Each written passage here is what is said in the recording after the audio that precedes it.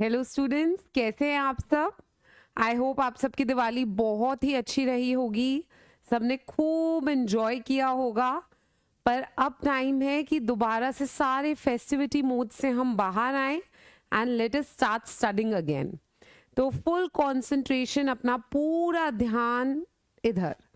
हम पढ़ रहे थे न्यूनेटोलॉजी, उसी को आगे कंटिन्यू करते हुए आज हम दो बहुत इंपॉर्टेंट टॉपिक कवर करेंगे। इन पे से भी बहुत सारे एमसीक्यूज आ चुके हैं। Neonatal hypothermia and kangaroo mother care बहुत सिंपल टॉपिक है, क्लास में ही ध्यान से सुनेंगे और यहीं पे खत्म करके जाएंगे। तो सबसे पहले होता क्या है नियोनेटल हाइपोथर्मिया। जब भी ये टर्म हमारे दिमाग में आती है हाइपोथर्मिया, तो उससे हमें क्या समझ में आता है? सिंपल भाषा में बच्चे का ठंडा पड़ जाना। जब हम राउंड्स पे जाते हैं तो हम बच्चे का सबसे पहले अपने बैक ऑफ द हैंड से पीछे की तरफ से टच करके देखती हूँ। मैं उसके हाथ छू के देखती हूँ, उसके पैर छू के देखती हूँ। तो सबसे पहले यही दो एरियाज हैं जो सबसे जल्दी ठंडे पड़ते हैं। तो मैं बोलती हूँ मदर्स को कि कवर करिए बच्चों को। सूती गर्मी होती है तो बोलती हूँ सूती मोजे पहनाइए, है ना, कॉटन के पहनाइए। ठंड होती है तो बोलती हूँ ऊन के मोजे पहनाइए, ताकि बच्चा ठंडा ना पड़े। तो इसे बोलते हैं नियोनेटल हाइपोथर्मिया। अब हमें पता कैसे चलेगा कि बच्चा हाइपोथर्मिया में है या नहीं? एक तो मैंने छू के देख लिया, what is the other criteria? जो एक्चुअल क्राइटेरिया है टू नो कि whether the child is in hypothermia, तो उसके लिए हमें देखना है नॉर्मल टेम्परेचर क्या होता है न्यूबॉर्न का। So normal temperature in a newborn, तो ये नॉर्मल टेम्परेचर होता है न्यूबॉर्न का 36.5 degree Celsius to 37.5 degree Celsius. तो ये है न्यूबॉर्न का नॉर्मल टेम्परेचर। अब कोई भी temperature below 36.5 degree Celsius is known as hypothermia.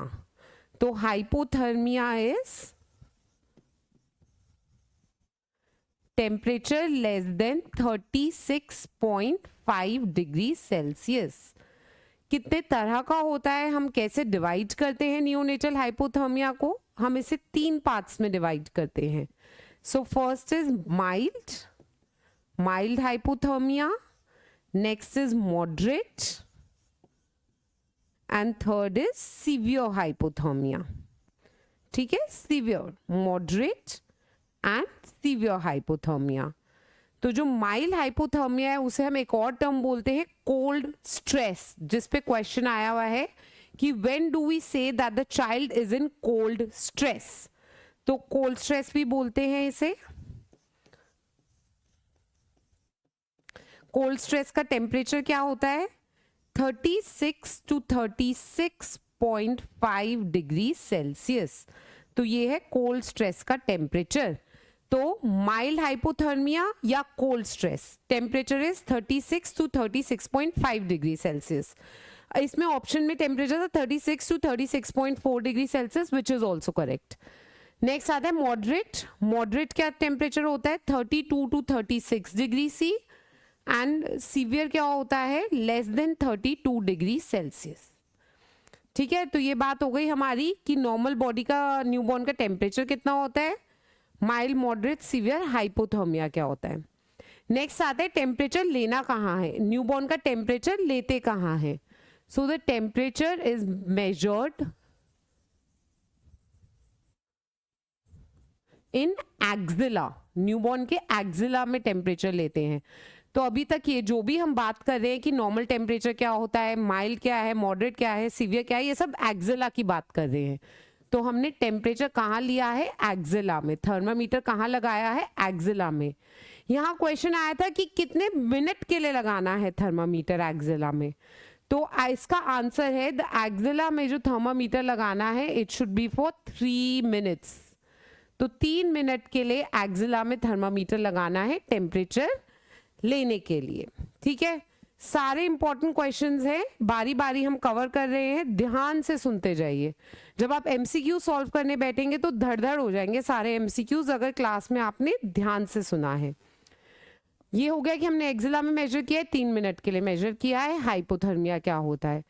Next important question आया है कि जो रूम है, एनआईसीयू है या नर्सिंग रूम है या डिलीवरी रूम है, उसका टेम्परेचर कितना होना चाहिए। तो नेक्स्ट क्वेश्चन आया है डिलीवरी रूम टेम्परेचर।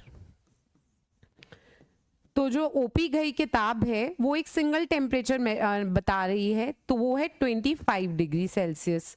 तो अगर ये सिंगल ऑप्शन में आता है तो answer is 25 degree Celsius. But जितनी बार भी एम्स में क्वेश्चन आया है उसमें रेंज दी थी, तो रेंज में आंसर था 22 टू 26 डिग्री सेल्सियस। ठीक है, एक बारी किसी एग्जाम में फ़ारेनहाइट में भी पूछा गया था कि डिलीवरी रूम का या नर्सरी का टेम्परेचर कितना होना चाहिए। तो फ़ारेनहाइट में अगर हम देखेंगे तो टेम्परेचर होना चाहिए 72 टू 78 डिग्री फ़ारेनहाइट। तो ये सारे स्टार मार्क्ड हैं, इन सब पे क्वेश्चन आया हुआ है। ठीक है, सो आइडियल टेम्परेचर जब न्यूबॉर्न पैदा होने वाला है, न्यूबॉर्न नर्सरी में है, तो उसका टेम्परेचर होना चाहिए 22 टू 26 डिग्री सेल्सियस। एंड दूसरी इंपॉर्टेंट बात, it should be draught free, it should be draught free. ठीक है, नमी नहीं होनी चाहिए, क्योंकि अगर नमी होगी पूरे एनवायरनमेंट में, डिलीवरी रूम के या नर्सरी में के एनवायरनमेंट में नमी होगी तो it would again lead to hypothermia. ये बात हो गई। अब नेक्स्ट चलते हैं कि हीट लॉस क्यों होता है न्यूबॉर्न्स में, क्यों ये जो न्यूबॉर्न्स हैं they are more prone to heat loss. तो क्यों होता है न्यूबॉर्न्स में ज़्यादा हीट लॉस, किन मेथड से होता है। ये 4 मेथड्स हैं जिनसे न्यूबॉर्न्स में हीट लॉस होता है। सब पे बारी बारी क्वेश्चन आया हुआ है, तो इन्हें बारी बारी करके देखते हैं। सबसे पहले है कन्वेक्शन। जो कन्वेक्शन वाला हीट लॉस है वो क्यों हो रहा है, ये हो रहा है एयर करंट्स की वजह से। एयर करंट्स, तो एयर करंट्स क्यों होते हैं, अगर डिलीवरी रूम में फैन ऑन है, एसी ऑन है, दरवाज़ा ओपन है जहाँ से हवा आ रही है, तो इन सब वजह से कन्वेक्शन होगा, बच्चे का हीट लॉस होगा। तो क्वेश्चन किस फॉर्म में आया हुआ है, अगर डिलीवरी रूम का दरवाज़ा खुला रह जाता है तो which of the following heat losses will occur, तो it will occur due to convection. Next हमारा आता है कंडक्शन। कंडक्शन से हीट लॉस क्यों होता है, कन्वेक्शन कैसे प्रिवेंट कर सकते हैं, डोर बंद रख के, फैन एसी बंद रख के, या एम्बिएंट टेम्परेचर रूम का, तो कन्वेक्शन एयर करंट्स एब्सेंट होंगे तो कन्वेक्शन प्रिवेंट कर सकते हैं। नेक्स्ट आता है कंडक्शन। कंडक्शन यानी जिस सरफेस पे हम बच्चे को लिटाते हैं उससे जब वो टच होता है, ठीक है, heat loss due to the surface. Surface touch से जो हीट लॉस होता है उसे बोलते हैं कंडक्शन। कंडक्शन की वजह से जो अगर ठंडे सरफेस पे हमने लिटाया तो इसे कैसे प्रिवेंट करेंगे हम, तो जो क्रिप पैड होता है, क्रिप पैड मतलब जिस पे बच्चे को हम लिटा रहे हैं, तो उसे पहले से हम गर्म कर देते हैं, हम वार्मर ऑन कर देते हैं, रेडिएंट वार्मर, तो नीचे का क्रिप गर्म हो जाता है, तो जब बच्चे को उस पर लिटाते हैं तो वो प्रिवेंट करता है कंडक्शन, सरफेस टच। तो इसमें 2 इंपॉर्टेंट पॉइंट्स हैं, इसमें 2 टर्म्स जो हमें इंपॉर्टेंट याद रखनी है, वो टर्म्स याद रखनी है। प्रिवेंट कैसे कर सकते हैं इसे, प्री वार्म्ड क्रिप पैड, इस पे क्वेश्चन आया हुआ है कि जिस क्रिप पे, जिस सरफेस पे क्रिप के हम लिटाएंगे वो पहले से गर्म हुआ हुआ है। सेकंड क्या है, जब हम रिसीव करते हैं तो हम 2 शीट्स लेते हैं, 2 शीट्स लेते हैं, तो 2 शीट्स जो है वो प्री वार्म्ड है, प्री वार्म्ड रिसीविंग टॉवल्स या प्री वार्म्ड रिसीविंग शीट्स, तो जब टच करेगा तो कंडक्शन से प्रिवेंट करेगा। तो 2 चीजें, 2 इंपॉर्टेंट टर्म्स इधर हम याद रखेंगे, pre warmed crib and pre warmed receiving sheets या रिसीविंग टॉवल्स। ग्रीन कलर की शीट्स में हम जनरली न्यूबॉर्न को रिसीव करते हैं, एक शीट में रिसीव करते हैं, तुरंत वो शीट को हटा के दूसरी प्री वार्म शीट पे लटा के पोंछ देते हैं। ठीक है, एक शीट में हमने रिसीव किया, उसे लेकर आए, प्री वार्म क्रिप पे लेटाया, पोंछा, जल्दी से उस शीट को बदल के दूसरी शीट पे लेटा दिया। तो प्री वार्म्ड रिसीविंग शीट्स। तो ये हो गया कंडक्शन प्रिवेंट कैसे करते हैं। नेक्स्ट इंपॉर्टेंट मेथड है इवेपोरेशन। इवेपोरेशन एक नेचुरल प्रोसेस है, इसे हमने प्रिवेंट कर दिया, इसे हमने प्रिवेंट कर दिया। बट अब अगर हम भी धूप में जाएंगे या हम भी कहीं बाहर जा रहे हैं तो हमारी बॉडी से इवेपोरेशन होता रहता है। ये एक नेचुरल फिनोमिना है, ठीक है, नेचुरल फिनोमिना। तो इसे हम प्रिवेंट ज्यादा नहीं कर सकते, एक नेचुरली ये इनएविटेबल है, ये होगा ही इवेपोरेशन से। इसमें इंपॉर्टेंट क्या है कि इवेपोरेशन का हम हीट लॉस कैसे प्रिवेंट कर सकते हैं। जब हमें गीला बच्चा आया है तो उसे जल्दी से पोंछ के, ठीक है, तो इसकी प्रिवेंशन, इसमें वर्ड याद रखना है, immediately cleaning the baby, immediately drying the baby. तो जो उसके सरफेस पे पानी होगा उसे पोंछ देंगे। तो immediately drying the baby will prevent heat loss due to evaporation. ठीक है, 3 बात हो गई, कन्वेक्शन, कंडक्शन, इवेपोरेशन। लास्ट है रेडिएशन। रेडिएशन का मतलब क्या होता है, आसपास के ठंडे एनवायरनमेंट को बच्चा हीट लॉस करता है। तो हम बोलते हैं कि जनरली जो कॉट हम बच्चों के प्लेस करते हैं थोड़ा थोड़ा दीवारों के डिस्टेंस पे करते हैं। तो अगर ठंडी दीवारें हैं तो भी इन्वायरमेंट को हीट लॉस कर रहा है बच्चा। रूम में एसी चला है, आसपास पूरा ठंडा है, तो आसपास की एनवायरनमेंट को हीट लॉस कर रहा है। तो conduction means losing heat to surrounding environment, to surrounding cold environment,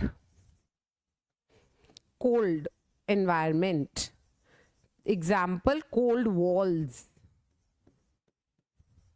तो इस हीट लॉस को हम कैसे प्रिवेंट कर सकते हैं, अगेन इस पे क्वेश्चन था।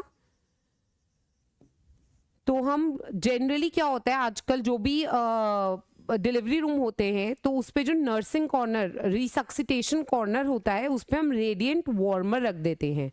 तो रेडिएंट वार्मर के कारण बच्चे के आसपास एक हीट का ब्लैंकेट सा बना होता है, तो वो आसपास अगर ठंडी दीवारें भी हैं, सब है, तो उस पे उसका हीट लॉस नहीं हो सकता। तो by using radiant warmers, radiant warmers, और सिंपली और क्या है, रेडिएंट वार्मर्स भी नहीं है तो placing cribs away from wall, away from walls. तो अब ये बहुत, इस पे बहुत सारे क्वेश्चंस हैं, तो हमें ध्यान से इन चीजों को हमें समझ लेना है। कन्वेक्शन हो गया कि ठंडी हवाओं को, तो दरवाजा बंद रखेंगे, पंखा बंद रखेंगे। नेक्स्ट हो गया कंडक्शन, ठंडे सरफेस को, तो हम क्या करेंगे, प्री वार्म क्रिब लेंगे, प्री वार्म टाल लेंगे रिसीविंग के लिए। नेक्स्ट है इवेपोरेशन, ये नेचुरल प्रोसेस है, इसे हम ज्यादा प्रिवेंट नहीं कर सकते, बट जो एक चीज हम उसे कम करने के लिए कर सकते हैं कि इमीडिएटली हम बेबी को ड्राई कर सकते हैं। इवेपोरेशन, जो पानी बच्चे की बॉडी से लॉस हो रहा है तो एकदम तुरंत रिसीव करते ही ड्राई कर दिया, तो इवेपोरेशन प्रिवेंट हो गया। लास्टली जो है रेडिएशन, रेडिएशन जो है सबसे इंपॉर्टेंट हीट लॉस का सोर्स है।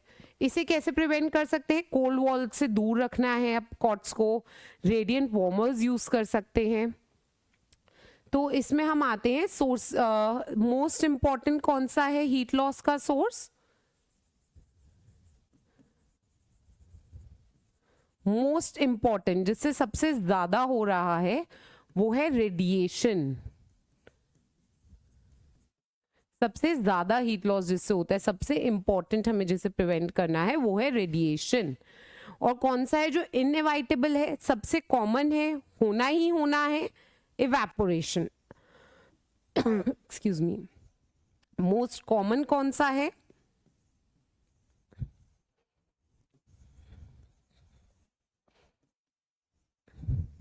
इवेपोरेशन। इसे हम प्रिवेंट नहीं कर सकते, ये सभी के साथ होता है, ठीक है, इसे कुछ हद तक कम कर सकते हैं।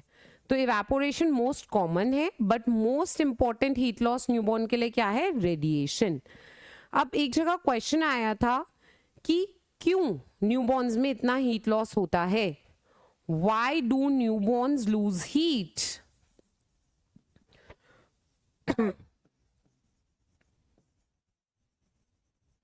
क्यों लूज करते हैं हीट? तो इसके कारण है, सबसे पहला कारण है कि न्यूबॉर्न्स जो होते हैं उनका एक लार्ज सरफेस एरिया होता है। हेड का जो सरफेस एरिया होता है, head of the newborn has a large surface area. इस पे क्वेश्चन अगेन आया हुआ है कि सबसे ज्यादा हीट लॉस न्यूबॉर्न के बॉडी में से कहाँ पे होता है? तो that is the answer is head, most important. ठीक है, हीट लॉस का सोर्स क्या है? हेड, जो सबसे ज्यादा लार्ज सरफेस एरिया होता है। नेक्स्ट आता है वाई, और क्या कारण है हीट लॉस के? शिवरिंग मैकेनिज्म एब्सेंट होता है।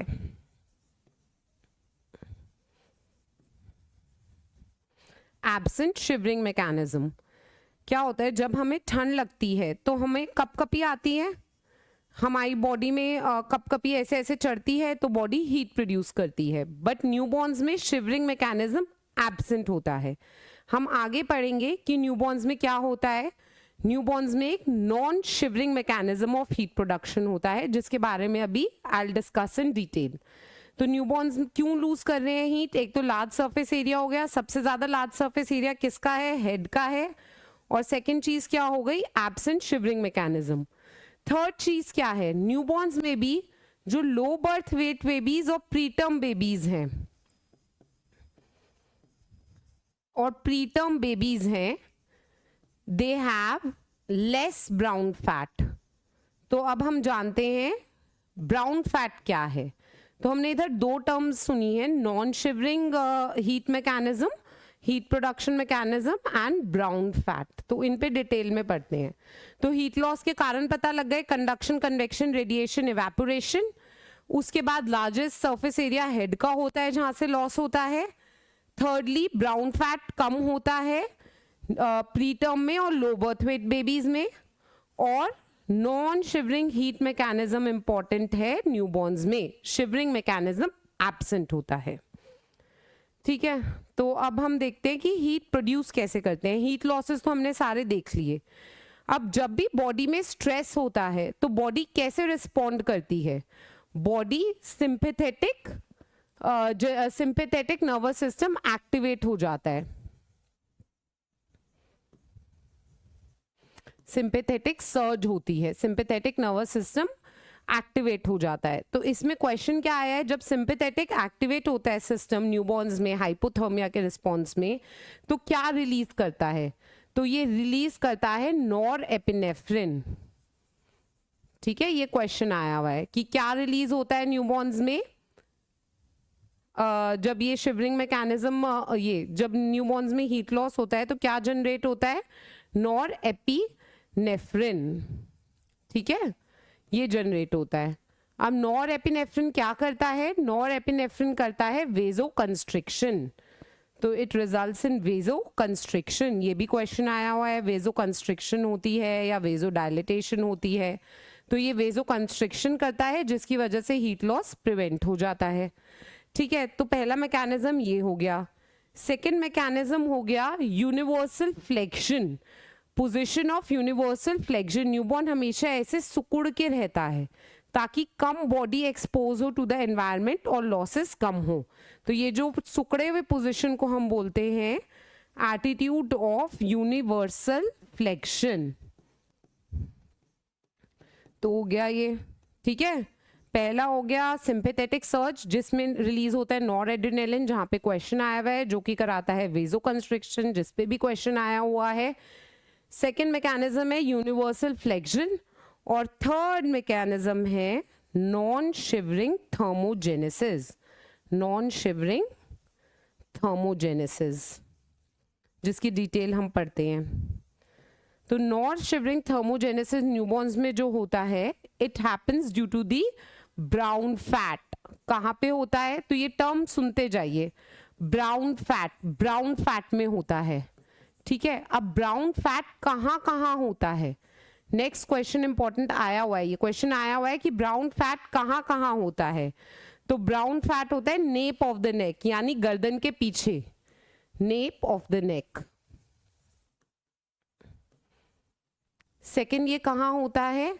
सेकेंड ये होता है एड्रिनल्स और किडनी में।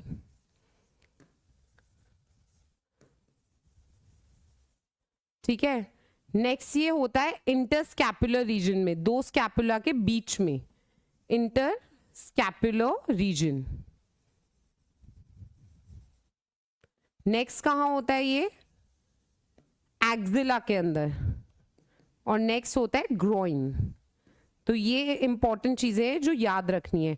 तो क्वेश्चन आया था, in the following places where brown fat is not found. तो उसमें ऑप्शन में किडनी एड्रिनल्स था, नेप ऑफ द नेक था, सबक्यूटेनियस टिश्यू था एंड मिजेंट्री था। तो it is not found in mesentery. तो ये जगहें हैं जहां जहां ये मिलता है, nape of the neck, interscapular region, axilla, groin and adrenals and kidney. And ये हेल्प किस में करता है? नॉन शिवरिंग थर्मोजेनेसिस, इतना याद रखना है। और ये जो ब्राउन फैट होता है, ये हम पहले भी देख चुके हैं,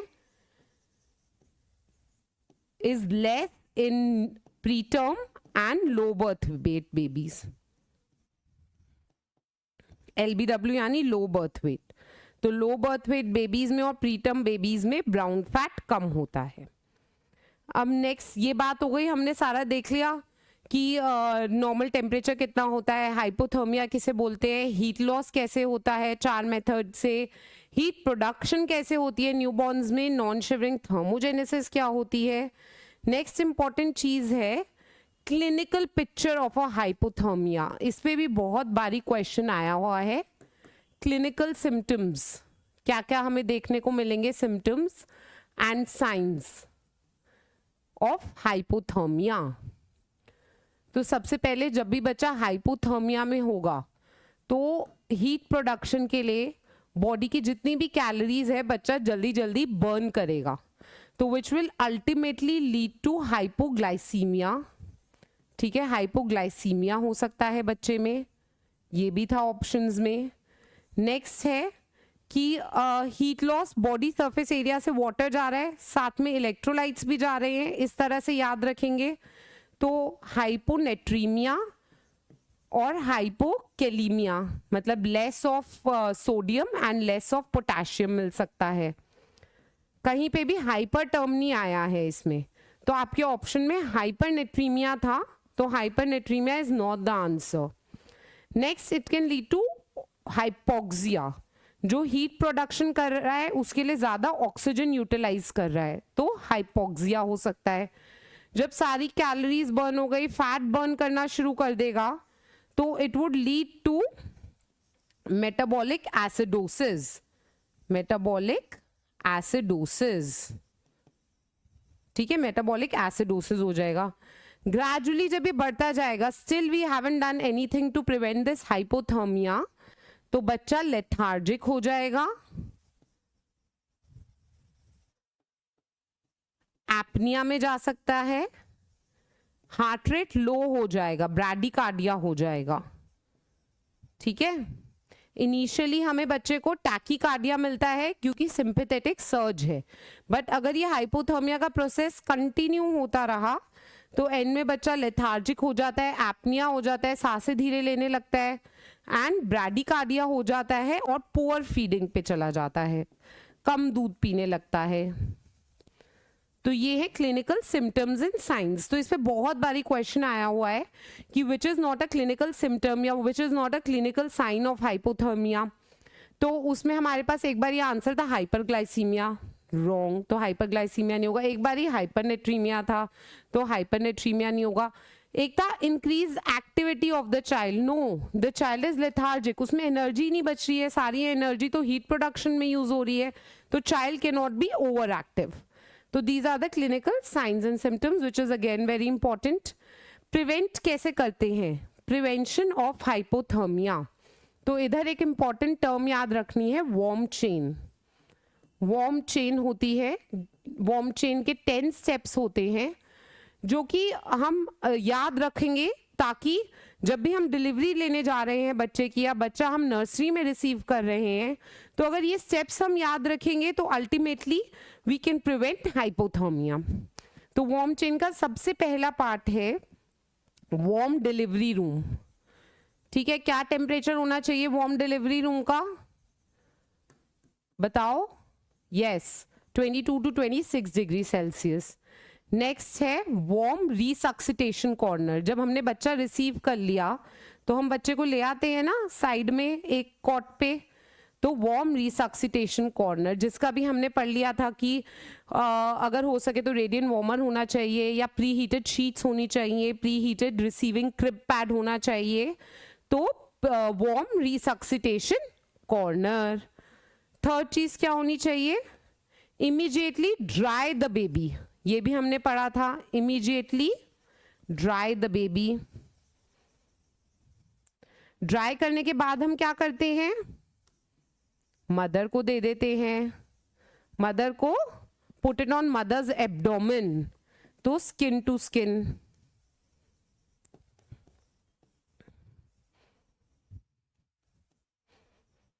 मदर्स एब्डोमेन, इस पे भी क्वेश्चन आया हुआ है कि आप क्या क्या स्टेप्स है जिसमें आप प्रिवेंट कर सकते हैं हाइपोथर्मिया को। तो उसमें एक ऑप्शन था put the baby to mother's abdomen, तो वो करेक्ट है। मदर के एब्डोमेन में रख दिया बेबी को। नेक्स्ट क्या करेंगे? Encourage breast feeding. Encourage breast feeding, माँ का दूध जाएगा, बच्चे को एनर्जी मिलेगी, कैलोरीज बर्न होने के लिए मिलेगी, अल्टीमेटली हाइपोथर्मिया प्रिवेंट होगा। Encourage breast feeding. तो ये बात हो गई डिलीवरी रूम की हमारी, कि हमने वार्म डिलीवरी रूम कर दिया, वार्म रिसक्सिटेशन कॉर्नर कर दिया, बच्चे को पोंछ दिया, माँ के पेट पे रख दिया और दूध पिला दिया। अब जब बच्चा हमारे पास आ गया तो क्या कर सकते हैं? डीले बेदिंग, डीले या पोस्टपोन बेदिंग। नहलाना थोड़ा देर से करेंगे बच्चे को, तुरंत ही बच्चे को साफ सफाई नहीं करना शुरू कर देंगे। वर्निक्स कैजियोसा जो हमने पिछली बार देखा था, सफेद चिपका हुआ होता है, तो ये सब मेथड है हीट लॉस प्रिवेंशन के जो नेचुरली भगवान ने दिए हैं। तो तुरंत बेदिंग नहीं करेंगे। बेदिंग नहीं करेंगे तो क्या करेंगे? एप्रोप्रिएट क्लोथिंग, बच्चे को कपड़े पहनाएंगे, ठीक है, ढंग से कपड़े पहनाएंगे। गर्मी है तो उस हिसाब से, सर्दी है तो उस हिसाब से। ओवर क्लोथिंग भी नहीं करनी है और अंडर क्लोथिंग भी नहीं करनी है। अब कपड़े बच्चे को पहना दिए, नेक्स्ट हम क्या करेंगे? माँ और बच्चे को एक साथ रखेंगे, उसे हम बोलते हैं रूमिंग इन। ये टर्म भी बहुत इंपॉर्टेंट है क्योंकि ये एक दो क्वेश्चंस में आ चुका है। तो इस टर्म का मतलब पता होना चाहिए, keeping mother and baby together, keeping mother and baby together, ठीक है, तो रूमिंग इन कर देंगे। नेक्स्ट क्या करेंगे? प्रोफेशनल अलर्टनेस, यानी मैं राउंड्स पे, जो मैंने आपको बताया था, मैं राउंड्स पे जाती हूँ तो मैं टच करके, I am always there in the back of the mind मेरे चल रहा होता है कि कोई बच्चा हाइपोथर्मिया में ना हो, स्पेशली विंटर सीजन में। तो प्रोफेशनल अलर्टनेस, ठीक है, ये एक बात हो गई। नेक्स्ट हमारा है लास्टली वार्म ट्रांसपोर्टेशन। कोई भी ऐसा न्यूबॉर्न है जो सिक हो गया है या जो किसी भी कारण एनआईसीयू में है, तो ट्रांसपोर्टेशन के अंदर भी हमें ये वार्म चेन मेंटेन करनी है। तो इसमें क्वेश्चन आया हुआ है what all could be done to prevent hypothermia, तो एक आंसर था वार्म चेन। क्वेश्चन आ सकता है what are the components of the warm chain, तो ये 10 हमने कंपोनेंट पढ़ लिए। डिलीवरी रूम गर्म होना चाहिए, बच्चे को रिसीव करके आए वो कॉर्नर गर्म होना चाहिए, बच्चे को जल्दी से पोंछ दिया, माँ के पेट पे लिटाकर ब्रेस्ट फीडिंग करा दी, नहलाया नहीं, तुरंत कपड़े पहना दिए, माँ और बच्चे को हमेशा साथ में रखा ताकि माँ की वार्मथ बच्चे को मिलती रहे, जिसे बोलते हैं रूमिंग इन। अगर मैं राउंड्स पे गई तो मेरे को प्रोफेशनली अलर्ट रहना है, एज अ नर्सिंग स्टाफ आपको अलर्ट रहना है कि बच्चा ठंडा तो नहीं पड़ रहा। एंड लास्टली अगर बच्चे को ट्रांसपोर्टेशन या कहीं पे भेजने की ज़रूरत पड़ती है तो वो भी वार्म होना चाहिए। It should either have a warmer, और बच्चे को अच्छे से रैप करके भेजना है। अब ये बहुत ही अच्छा डायग्राम है जिसपे पिक्चर बेस्ड क्वेश्चन आ चुका है, तो आप मुझे बताएंगे कि किसे क्या बोलते हैं। Very good, this is a radiant warmer. Radiant warmer ये नर्सरीज में देखने को मिलता है, रिसीविंग रिसक्सिटेशन कॉर्नर्स में मिलता है। कैसे कैसे इसके पार्ट्स हैं, इधर हम बच्चे को लेटाते हैं, इसे ही मैं बोल रही थी क्रिब पैड जो वार्म होना चाहिए, ठीक है। और इधर से हमारी आती है रेडिएशंस, ठीक है, इधर से आती है रेडिएशंस, गर्माहट। तो मैंने बताया था कि रेडिएंट वार्मर होता है तो आसपास का एनवायरनमेंट गर्म हो जाता है, तो कौन सा हीट लॉस प्रिवेंट होता है, रेडिएशन। तो mechanism to prevent heat loss, अगर रेडिएंट वार्मर में अगर हम बच्चे को लेटा रहे हैं तो हीट लॉस प्रिवेंट क्यों हो रहा है, आंसर इज रेडिएशन। तो ये बहुत ही सिंपल है, रेडिएंट एंड रेडिएशन, ये याद रखना है, इस पे क्वेश्चन आ गया, विच is the mechanism of prevention of heat loss in a radiant warmer, radiation. Next आते हैं, ये क्या पिक्चर है, चारों तरफ से बंद है ये, इसे बोलते हैं इंक्यूबेटर। इंक्यूबेटर, अब चारों तरफ से ये बंद है और इसमें गर्म एयर सर्कुलेट होती रहती है। तो कौन सा मेथड है प्रिवेंशन हीट लॉस का, एयर करंट्स, कन्वेक्शन। तो इस पे भी अगेन क्वेश्चन आ चुका है, method of prevention of heat loss,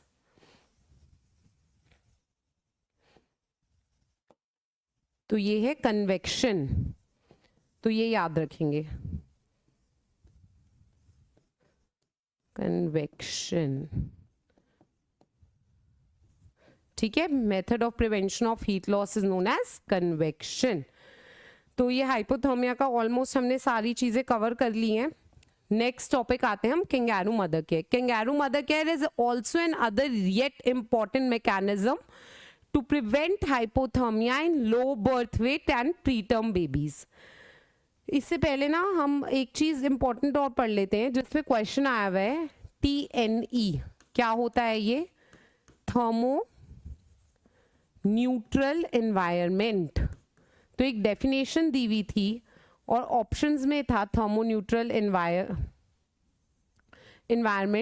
तो वो डेफिनेशन क्या थी, तो thermo neutral environment is a temperature at which newborn का बॉडी मेटाबॉलिज्म रेट मिनिमम होता है, जो बेसल रेट होता है वो मिनिमम होता है, मिनिमम, ठीक है।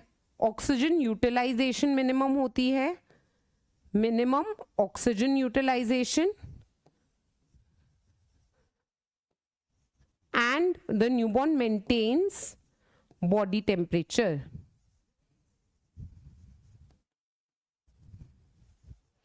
तो इसके 3 पॉइंट्स हैं।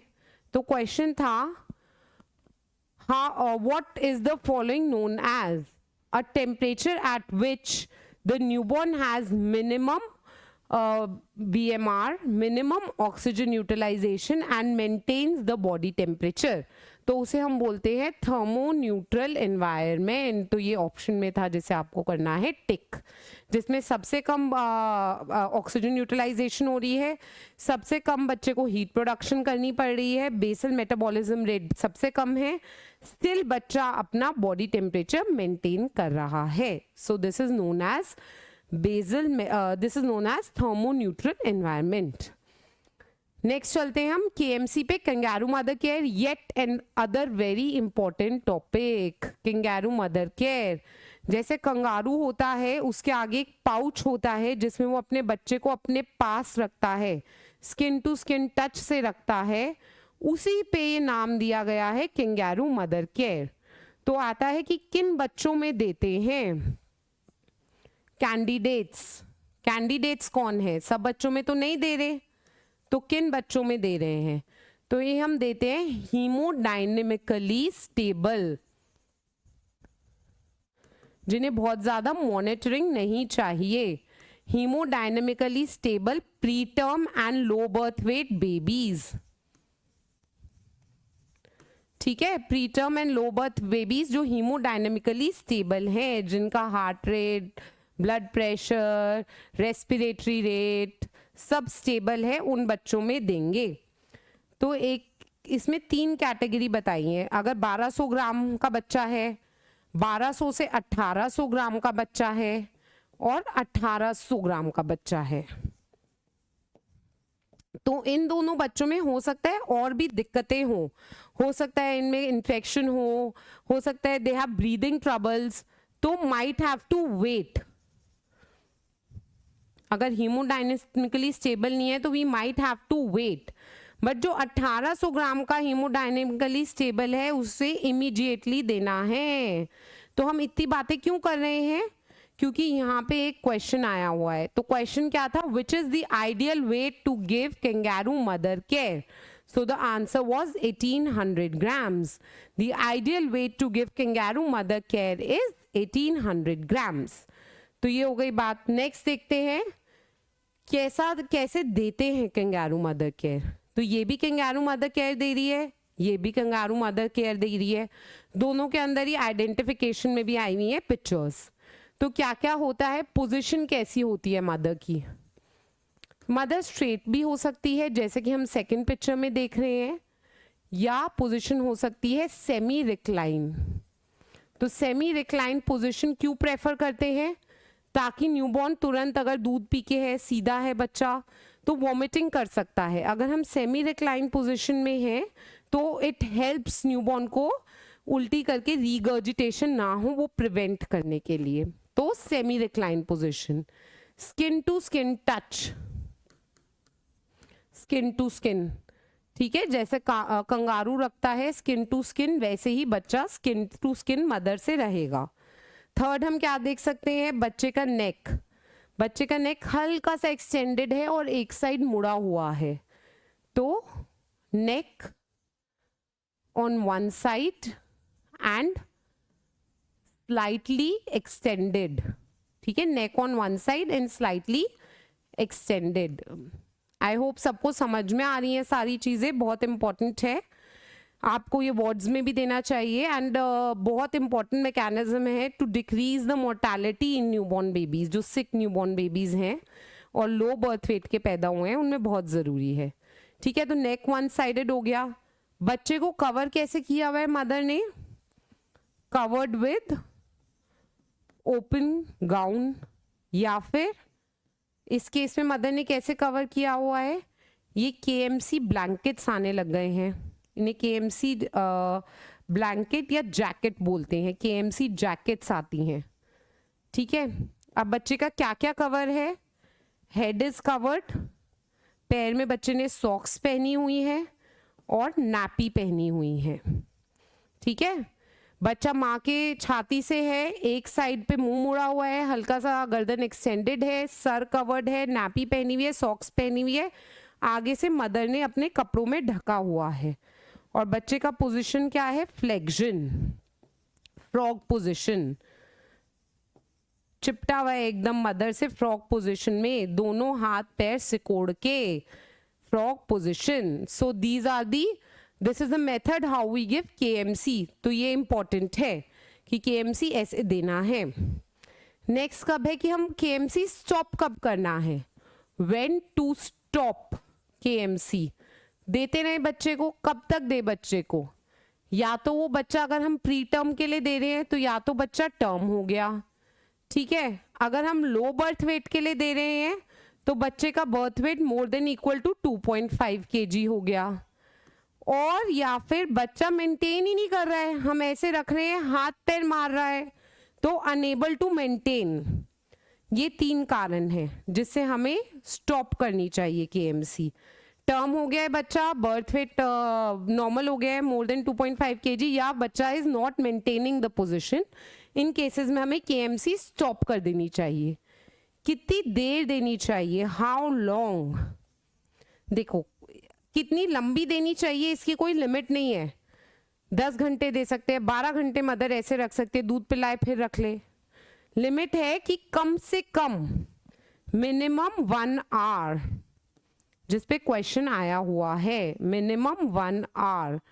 तो KMC मिनिमम तो 1 घंटा होनी चाहिए, मैक्सिमम ज्यादा भी हो सकती है। तो मिनिमम 1 आवर इज इम्पॉर्टेंट, क्योंकि जितनी देर में हम पोजीशन बनाएंगे बच्चे को वार्मथ आनी शुरू होगी, हम दोबारा हटा देंगे, तो this will again create thermoneutral disbalance. ठीक है, बच्चा ठंडा गरम हो जाएगा, तो 1 घंटे कम से कम। नेक्स्ट आता है कि फायदे क्या क्या है केएमसी के, बेनिफिट्स।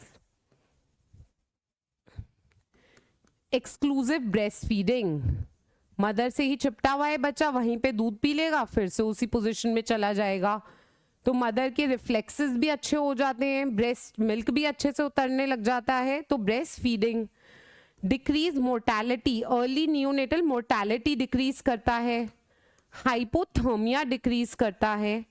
ठीक है, हाइपोथर्मिया डिक्रीज करता है। और जो छोटे कम वजन के बच्चे होते हैं, it helps in early discharge, उन्हें जल्दी डिस्चार्ज मिलने के लिए हेल्प करता है, क्योंकि इससे देखा गया है कि वेट गेन भी जल्दी होने लग जाता है बच्चों का, क्योंकि हाइपोथर्मिया नहीं होगा तो they can utilize their calories in gaining the weight, तो वेट गेन होने लग जाता है तो डिस्चार्ज भी जल्दी मिल जाता है। तो ये बेनिफिट्स है, ब्रेस्ट फीडिंग भी होने लग जाती है, मोर्टेलिटी कम हो जाती है, हाइपोथर्मिया कम हो जाता है और अर्ली डिस्चार्ज मिल जाता है। तो these are the components of, इसे कॉम्पोनेंट्स भी बोलते हैं, बेनिफिट्स या कॉम्पोनेंट्स ऑफ केएमसी, इस पे क्वेश्चन आया हुआ है। तो 3 कॉम्पोनेंट्स बताए गए हैं केएमसी के। Number 1 exclusive breast feeding, number 2 decrease hypothermia, number 3 early discharge, 3 components of KMC. अब जल्दी से कुछ एमसीक्यूज देख लेते हैं। सबसे पहला एमसीक्यू है, which is true about KMC. So exclusive breastfeeding yes, early discharge yes, belongingness yes, but KMC हम इसलिए नहीं कराते कि belongingness हो, तो no। फिर next है exclusive breastfeeding, early discharge, prevention of infection। prevention of infection per se के लिए हम KMC नहीं कराते हैं। ठीक है, केएमसी की बात हो रही है। Exclusive breast feeding, early discharge and prevention of hypothermia, this is the answer. हमने पढ़ भी लिया है कि 3 कंपोनेंट्स हैं, prevention of hypothermia, breast feeding and early discharge. Last में देख लेते हैं, exclusive breast feeding, early discharge, supplementary nutrition no. Breast feeding encourage करता है केएमसी जब बच्चा मदर के पास होता है। Which babies are at a higher risk of hypothermia, तो ये भी हमने देखा था कि LBW बेबीज हायर LBW और preterm because they have decrease brown fat, उनमें नॉन शिवरिंग थर्मोजेनेसिस डिक्रीज हो जाती है। ठीक है, नेक्स्ट क्या है, the best way to prevent hypothermia in low birth weight babies, बार बार टेम्परेचर लेते रहें बच्चे का, नो। हॉट स्पॉन्जिंग, गर्म पानी से करें, no. Keep the baby in cradle, बच्चे को लिटा दे क्रिब में, नहीं। वार्म चेन, हमने पढ़ा था कि वार्म चेन मेंटेन करें, 10 स्टेप्स हैं वार्म चेन के, दिस विल प्रिवेंट हाइपोथर्मिया। अब while assessing the delivery, which of the following intervention by the nurse will prevent heat loss due to evaporation? बड़ा ही अच्छा क्वेश्चन है, मैंने एक ही क्वेश्चन डाला है, घर जाके बुक खोल के एमसीक्यू करना, बहुत सारे क्वेश्चंस हैं। तो pre warming of the pre warming of the crib pad, जिसपे बच्चे को लिटाएंगे तो जहां से टच हो रहा है तो वो कौन सा लॉस है, कंडक्शन, तो ये कंडक्शन प्रिवेंट करेगा, ये हमने टर्म मैंने आपको पढ़ा दिया था। फिर turn over the radiant warmer, radiant warmer की हम बार बार बात कर रहे हैं। रेडिएंट रेडिएशन, आसपास की ठंडी चीजों से प्रिवेंट करना, radiation. Closing the doors of the room, ठंडी हवाएं, कन्वेक्शन। ठीक है, कन्वेक्शन। तो इवेपोरेशन हमने देखा था नेचुरल प्रोसेस है, होना ही है, बट उसे डिक्रीज कैसे कर सकते हैं, immediately drying the newborn in the blanket, तुरंत बच्चे का जो पानी लिपटा हुआ है उस सबको पोंछ दें तो इवेपोरेशन डिक्रीज हो जाएगा। सो this is the answer. Next is how, baby को मॉनिटरिंग कैसे करनी है केएमसी में, एक अलार्म लगाना है, नो, कोई अलार्म की जरूरत नहीं होती, स्टेबल बेबीज हैं जिन्हें हमने केएमसी पे दिया हुआ है। एक नर्स हमेशा खड़ी रहे जब भी मदर केएमसी दे रही है, नहीं, ये भी नहीं करना। Usually no monitoring is needed, अगर केएमसी घर पे कर रहे हैं तो usually no monitoring is needed. Baby के vitals must be recorded every 30 minutes, तो अगर हमारा हीमोडायनेमिकली स्टेबल बेबी है तो usually no monitoring is needed. But अगर बच्चा हॉस्पिटल में है, और हम KMC करा रहे हैं तो हमें बेबी के vital sign every 30 minutes check करने हैं, ठीक है। अगर हमने कोई 1800 ग्राम का या 1700 ग्राम का बेबी NICU में दिया हुआ है मदर को KMC में, तो हर 30 मिनट्स में आकर एक बारी उसकी पल्स रेट, उसका ब्रीदिंग सब हमें चेक करना है। तो ये हो गया हमारा आज का लेक्चर। बड़ा ही अच्छा लेक्चर है, सिंपल लेक्चर है। आई होप अच्छे से समझ में आया है। हाइपोथर्मिया की definition, cold stress 36 to 36.5 is cold stress. फिर आगे हमने पढ़ा माइल्ड, मॉडरेट, सीवियर हो गया। माइल्ड को ही कोल्ड स्ट्रेस बोलते हैं। हीट लॉस कैसे होता है, बार बार हमने रिपीट किया। कंडक्शन, कन्वेक्शन, रेडिएशन, एवापोरेशन, कैसे इन्हें प्रिवेंट करना है। फिर हमने आगे बात करी नॉन शिवरिंग थर्मोजेनेसिस की, जिसमें हमने ब्राउन फैट की बात करी। कहाँ कहाँ होता है brown fat, nape of the neck, axilla, groin, interscapular region, kidneys और एड्रिनल्स के ऊपर। ये एक बात हो गई। नेक्स्ट, प्रिवेंट कैसे किया है हमने हाइपोथर्मिया को, वार्म चेन और उसके 10 स्टेप्स। इंक्यूबेटर और रेडिएंट वार्मर की बड़ी अच्छी पिक्चर देखी। फिर बात करी KMC की, कंगारू की तरह जो मम्मी रखती हैं बच्चों को, preterm low birth weight, ideally weight क्या है 1800 ग्राम, जिस पे क्वेश्चन आया हुआ है। बंद कब करनी है, जब बच्चा 250 ग्राम का हो गया या बच्चा रह ही नहीं रहा उस पोजीशन में, या टर्म बच्चा हो गया है, तो हम बंद कर देंगे। मिनिमम 1 घंटा तो देनी ही है, मैक्सिमम बढ़ा सकते हैं। In general mother should give KMC, but घर का कोई भी क्लोज रिलेटिव, अगर मदर इज नॉट वेल तो फादर भी दे सकता है, ग्रैंड मदर भी दे सकती है, मेंटेनिंग ऑल दी हाइजीन, ठीक है। फिर KMC की हमने पिक्चर देखी और उसके बाद KMC के 3 कंपोनेंट्स पढ़े कैंगारू मदर केयर के, breast feeding, early discharge and prevention of hypothermia, जिसमें मल्टीपल टाइम क्वेश्चंस आए हुए हैं। So go home, do your MCQs very nicely. कोई डाउट हो तो मुझे बताना, and all the best. Thank you.